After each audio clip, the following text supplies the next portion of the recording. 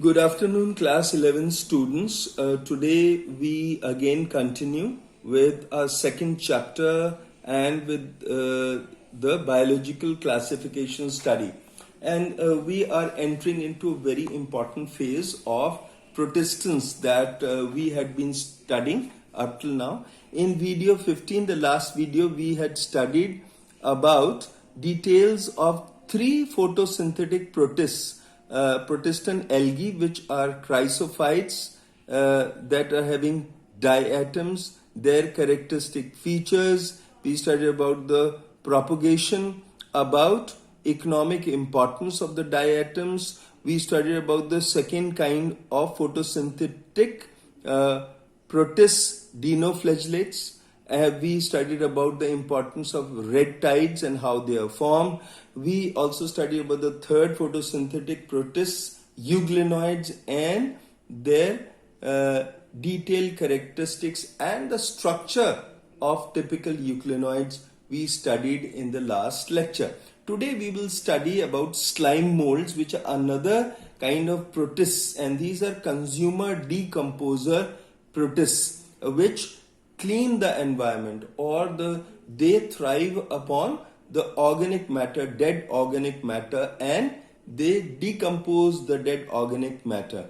The slime molds are saprophytic protists, saprophytes, which thrive on decaying organic matter in the soil.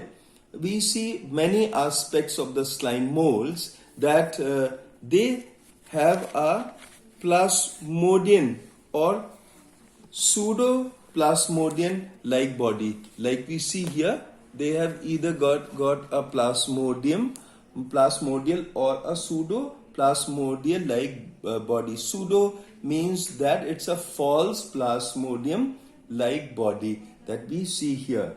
Then with amoeboid body, the vegetative stage, it has no cell wall in case of the slime mold protists. Then we see that during unfavorable conditions, the plasmodium, it differentiates and forms fruiting bodies like the one we see here in figure A here. They form fruiting bodies which bear spores. It's written as a sporangium on a stalk developed from the plasmodium, and we see here that this contains spores at their tips, and spores, they have true cell walls. The slime molds are of two types we see here. One is known as the plasmodial slime molds, and these are from the division Myxomycota. The plasmodial slime molds are from the division Myxomycota, children. And the second kind of slime molds or cellular slime molds, they are from the division Acrasiomycota.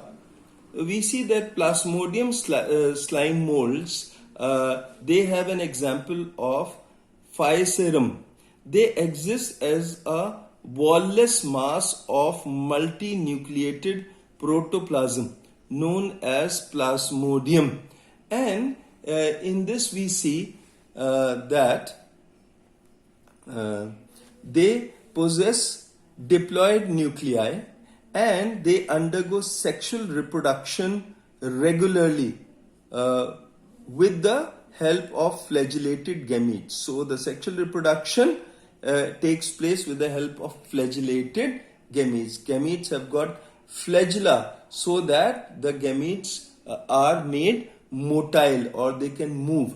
Then we see that the plasmodium slime molds, they are slowly streaming or gliding over decaying leaves or logs. In the jungle where the decaying leaves or logs are found, these plasmodial slime molds, they slowly stream or glide over these decaying organic matters. Then we see the second kind of slime molds, or the cellular slime molds, and the good example of this is Dictyostelium.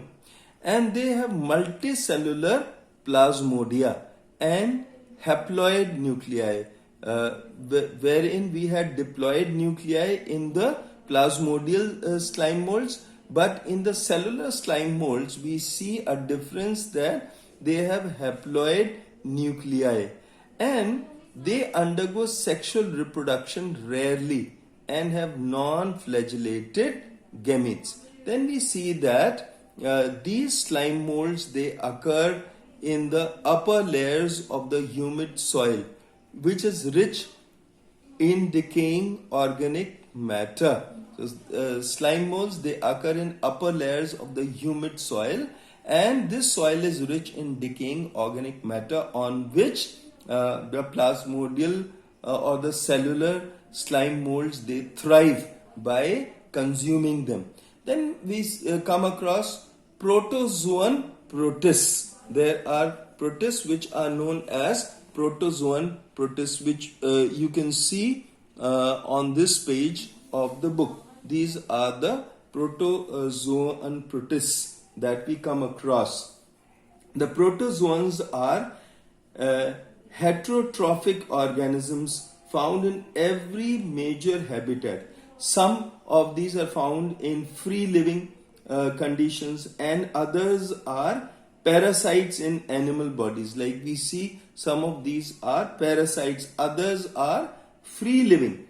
And the protozoan protists, they are unicellular, they are microscopic, and they demonstrate symbiotic lifestyles of commensalism and mutualism that children you had studied in class 8th, commensalism and mutualism, about hermit crab which was living inside a shell, and on top of that the sea anemone was living. That was a beautiful example of commensalism. And there was another example of mutualism where the partners, they mutually benefited from each other. So we see that the parasitic protozoans which are shown here, they are widespread and they cause several illnesses in human beings. In simplest form, example amoeba, the cell is relatively undifferentiated and very simple. In more complex forms like paramecium, we see here in paramecium, which are more complex life forms, that these is an elaboration of the living material with numerous efficient organelles that are found inside it. We see that there are 4 major protist groups. One of the protist groups that we come across here are known as flagellated protozoans, or these are known as the zooflagellates, flagellated protozoans, or the zooflagellates, which we see here. Then we see others are amoebae, or they are sarcodines. The third type, they are called sporozoans, and the fourth are called ciliates. Now let us study these 4 protozoan protists one by one.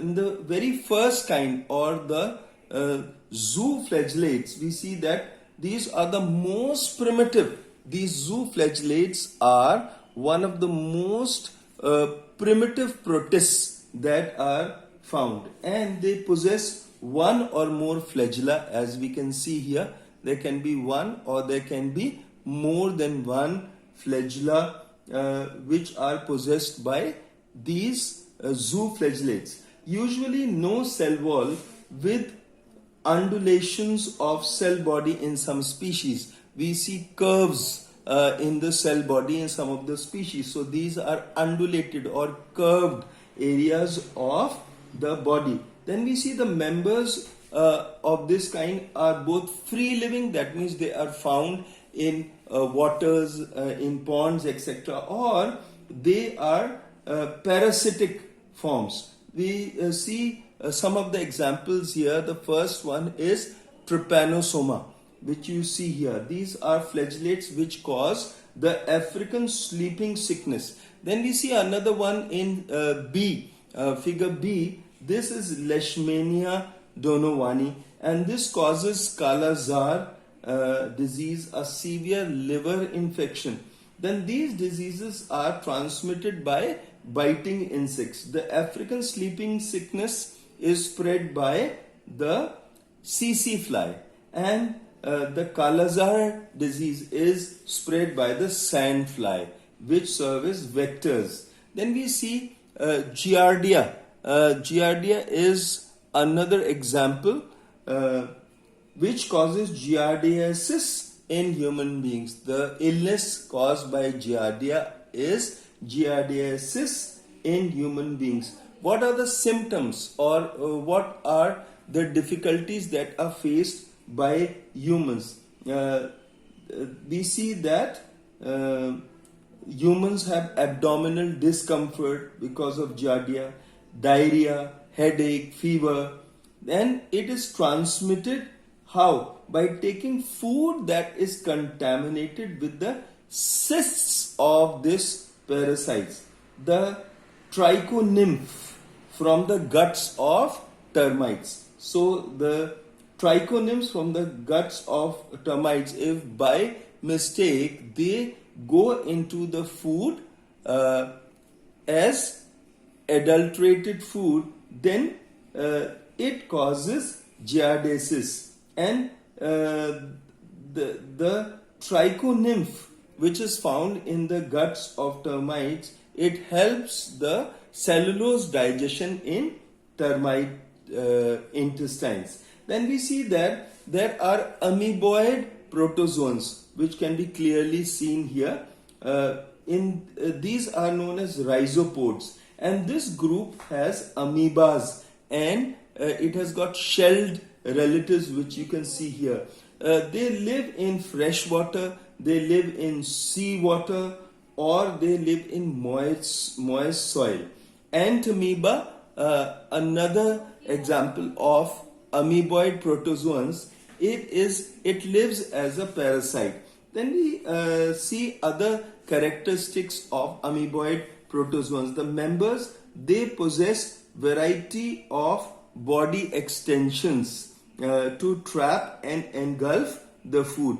We see that in marine forms they have silica shells on their surface. The amoeba is free-living microscopic protist which is found in the mud and bottom of freshwater ponds. And this measures about 0.1 millimeter in diameter, and it is bounded by a very delicate cell membrane. We see that the cytoplasm that you can see in amoeba, it has an outer clear plasmogel. The outer clear plasmogel, this is known as the ectoplasm. Whereas the inner mass, you can see here the inner mass of granular plasmogel. This is known as plasmosol or known as endoplasm. And we see that the amoeba, they contain contractile vacuoles which are osmoregulatory in function. They also contain many food vacuoles with food at various digestive stages that are found in the food vacuoles. Then we see that the nucleus is embedded in the cytoplasm, but it occupies no fixed position.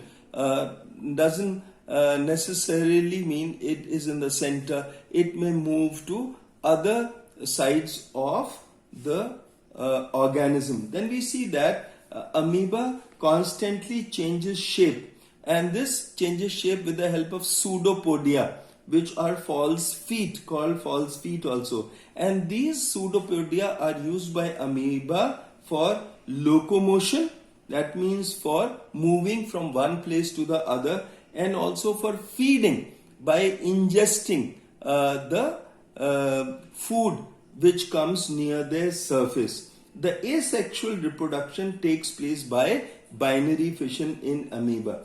Then we see the shelled amoebas, or they are known as foraminifera, that are these are giant sarcodines that are found, and they are numerous with almost 40,000 species. These are amoeba with snail-like shells. Can you see here? There are shells just like a snail in our gardens. It carries a shell on top of it. Likewise, these foraminiferans also are comprised of shells which bear beautiful designs, and all the shells, they have beautiful designs which are attractively colored shells. Then we see they live in the sea, and they extract calcium carbonate from the environment, and these calcium carbonate deposits make very gaudy and very attractive shells. Then we see that the fossilized miniferan shells, or miniferan shells that are no more on top of the amoebas, which have already died, and these are often associated with petroleum bearing formations. At the places where these are found, petroleum is also found in the deep sea drilling. We see other are radiolarians.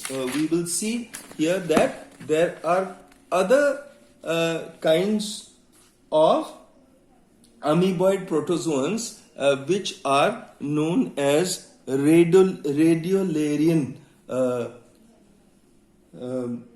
amoeboid protozoans, and in this we see that they belong to the Cambrian era, to an era which was found during Cambrian period, and these shells are rich in silicon, and they cause rock formations which are more durable than the foraminiferan calcium carbonate rocks, and they form deep ocean ooze with the help of their shells. These radiolarians, they form ooze of the oceans, and we see that there are also other protozoans, amoeboid protozoans, that are found, and one of the examples is helizones, and these helizones, they have got glassy silica shells on top of this, and in these silica shells there are several pores. Out of the pores come out thread-like philopodia. These are the thread-like philopodia which you can see like the rays of the sun, and they are given out to catch the prey. They catch the prey which are outside by throwing out these thread-like capturing bodies out of the pores of the shells. So children, we have studied up to amoeboid protozoans today, and in the next video, which we will see in the next time, we will continue with sporozoan parasitic protozoans in that, and it is a very, very important study from the board exam point of view. So children, wish you all the best for today. Have a nice day. Thank you.